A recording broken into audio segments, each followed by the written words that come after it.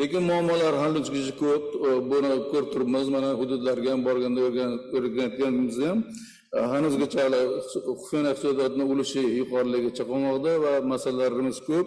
Shuning uchun biz yaqinda mana shu Moliya vazirligi, Markaziy bank, Soliq qo'mitasi va Savdo sanoat palatasi va tadbirkorlar bilan birgalikda shu xufiy iqtisodiyotga qarshi kurash bo'yicha prezident qarorini ishlab chiqdik va bu prezident qarorini ishlab chiqishda asosan birinchi navbatda asosiy e'tiborni mana shu naqdsiz hisob-kitoblar tizimini rag'batlantirish va o'sha to'g'ri qonuniy ishlab aholiga oylik ishlar haqlarini to'lash va mana shu barcha bugungi kunda yechilmagan muammolarni hammasi shu qarorga o'zini aksini toptirdi va biz barcha vazirlik idoralar bilan buni kelishdik va administratsiyaga taqdim etdik va mana shu qarorning ijro etilishi ma'lumotga bu xufiy iqtisodiyotga qarshi kurash bo'yicha dastlabki bir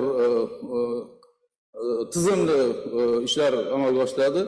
Birinchi navbatda mana shu yerda biz aytmoqchi bo'lgan masala bu juda ko'plab davlatlar mana shu 2030-yilga borib naqdsiz hisob-kitoblar tizimiga o'tish asosiy maqsad vazifa qilib qo'ygan. Shuning uchun biz ham asosan mana eng yirik o'sha hisob-kitoblar tizimini naqdsiz hisob-kitoblar bo'yicha amalga oshirish bu qarorda ham o'zini aks topgan. Ma'lumotga mana shunday bosma-bosqich ko'chmas mulkdan boshlayapmiz. Yana naqdsiz hisob-kitoblar, yana bugungi kunda xabarlar bor. Asosiy o'sha uy sotish, sotib olish ko'pincha naqd pulda amalga oshiryapti. Yoki mana hozirgi aytganda Click, Payme va boshqalar mana shular hammasi qonuniy tartibda bank aylanmasi orqali, bank oboroti orqali amalga oshirish va savdo qoidalarini buzmasdan to'g'ri ishlash uchun barcha rag'batlantirish mexanizmi va xuddi shunday qonun buzmasdan ishlash tartib qoidalarini biz aks ettirdik. Ma'lumotga shuni qabul qilinishi bizga eng asosiy dastak bo'ladi va shu bo'yicha ishlaymiz. Rahmat.